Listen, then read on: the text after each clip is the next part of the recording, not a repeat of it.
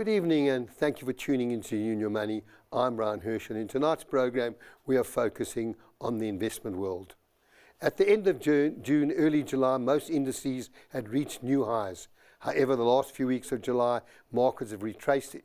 It's quite puzzling to me that the current ups and downs of markets appear to be driven by expectations relating to interest and inflation in the USA. The latest comments from Powell, head of the US Federal Reserve, appear to indicate that we'll get rate reductions later in the year.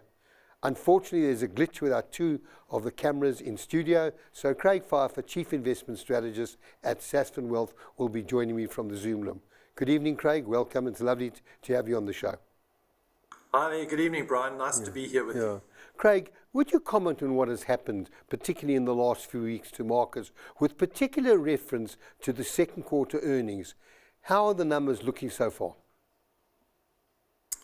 Yes, Bryan, we've seen a bit of a rotation out of technology stocks, those high flyers of the last more than a year now, stocks like Nvidia and the like, those Magnificent Seven, or if you exclude Tesla, maybe the Magnificent Six, have really shot the lights out.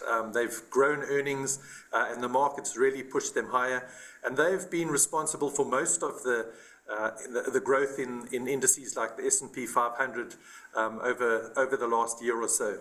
But I think just a bit of profit taking, a bit of a look to the rest of the market. So a bit of a rotation out of those large cap technology stocks into some other parts of the market that have maybe looked a little bit cheaper, and get people or investors have been diversifying their portfolios a bit more out of those tech stocks. The earnings so far, we've had about 40% of the S&P 500 companies reporting, almost about 10% up for the quarter, year on year in terms of earnings. The revenue growth has been about 5%. So I think positive earnings underpin, that's likely to continue in the coming quarters and into next year. But we've still got some water to go under the bridge here.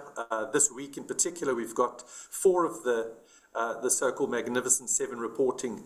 Apple, Microsoft, Amazon, and Meta all report this week, so should give the market a bit of short-term direction and a way forward for the next quarter or so.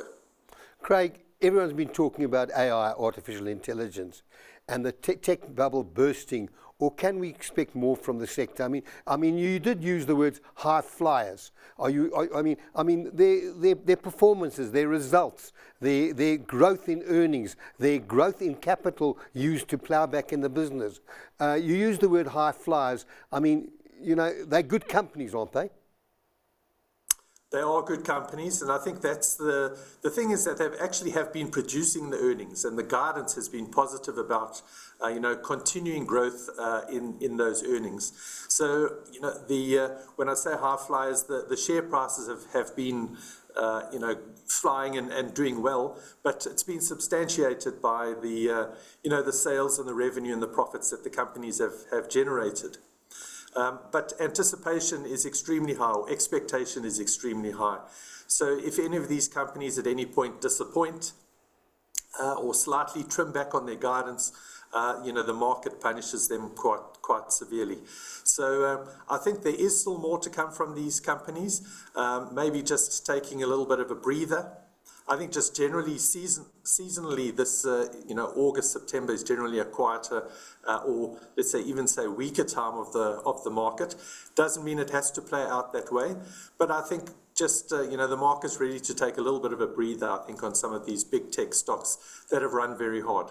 So Craig, you made the comment about good results, but you also commented and you said it's not only good results, it's what comments are made in terms of the way forward. So good results will be one good thing, but if they start to say slow down, if they start to give any indication of a slowdown, that's where you believe prices could get hit. Very much so. So just meeting expectations these days, given the valuations, it's just not good enough. You need to keep on coming out with with positive news. So even neutral news sometimes is just negative. But anything that revises guidance a little bit lower, be it a cent or two, that does get the market on the back foot. But I think also just really a bit of short-termism and maybe an opportunity to take profits. Everyone runs for the hills, but I think it's all really a lot of short-term noise. You must still look to the bigger picture for those companies. There was also, Craig, there was also a good press comment about the possible renewal of AGOA arrangements, despite South Africa's stance on Israel and our alignment with Russia. Many of us do not understand what AGOA is. Could you just help enlighten all of us? Yes, AGOA is the African Growth and Opportunity Act that was passed in the US going back to 2000. And the idea behind that legislation was to allow eligible countries in sub-Saharan Africa to export to the US on a duty-free basis. So essentially giving those African companies a leg up, trying to help boost their growth and get those countries out of some of the levels of poverty and anything to just give them a leg up. So it really relates to our exports into the US, or those countries that are eligible, their exports into the US are on a duty-free basis. So, those that are on the US side importing, there's no tariffs that are put onto those products. So, or there's no extra cost to us as exporters of those goods to the US. The idea, again, is to just help us, give us a little bit of an edge in exporting to the US. And we export things like cars and fruit and our precious metals. So anything that, Okay, and don't forget wine. And wine, of course. Yeah, so any of those things that, that we can export.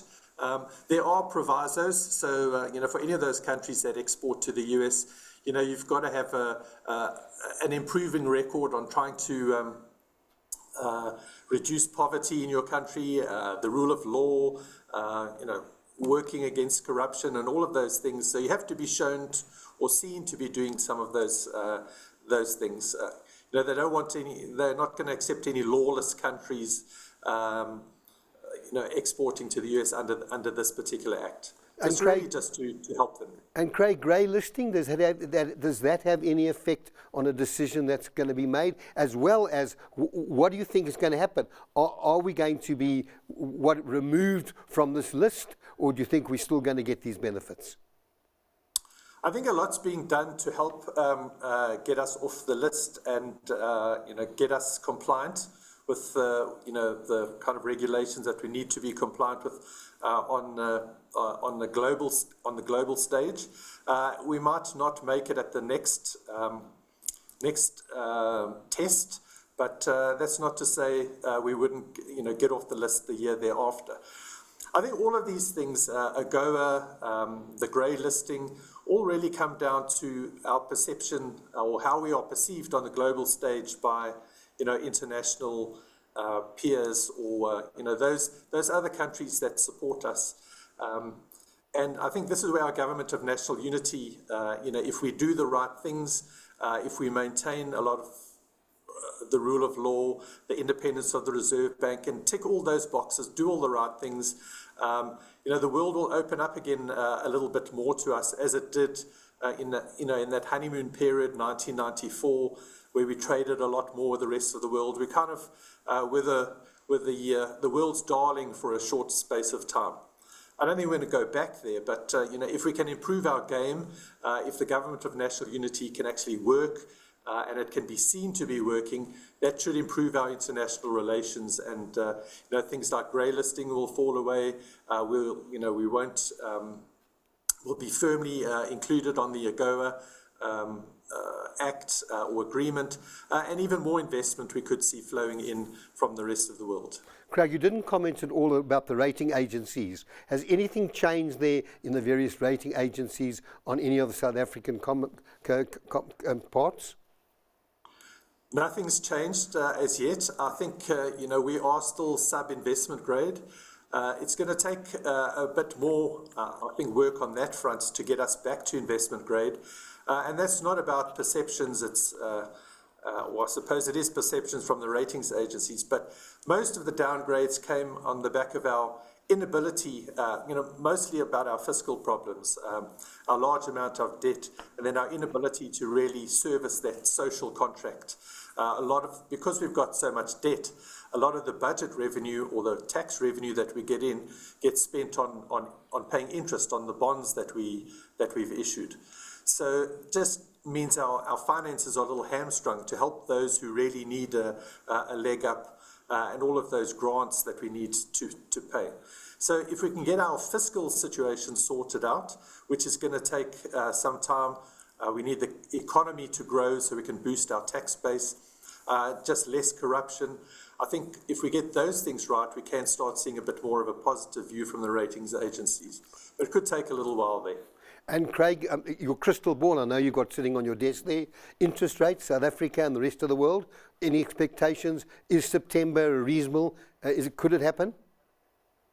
I'm calling for Super September. I think that locally, it'll be the right time. We've just had our July meeting, so September's the next one. Locally, I think the inflation outlook, even in terms of the Reserve Bank's own expectations, is quite clear. We're going to get to the midpoint of the target range and stay there for the next 18 months at least. So that's positive. Inflation expectations are improving. The actual headline CPI is coming down. So I think all the stars are aligning on the local side for a cut in September. And then I think in the US as well, the market's now factoring in 100% chance of a September cut. Doesn't mean that it's a fait accompli, but I definitely think a September cut there. I think the Bank of England's also poised for a September cut. And then the ECB have already cut, the European Central Bank. They cut in the beginning of July. They're not going to cut at every meeting. I think more likely on a quarterly basis. So I think they're going to cut in September as well. And that's why I'm calling for a sort of a Super September, cutting interest rates around the world. Well, Craig, when you come back, I want to ask you, and I'll let you think about it, which currencies would benefit the most when interest rates start to fall? At the moment, the rand is strengthened, the pound strengthened against the dollar, but we're going to take a short break. When we return, I'm going to leave you to answer that question. To our viewers, stay tuned.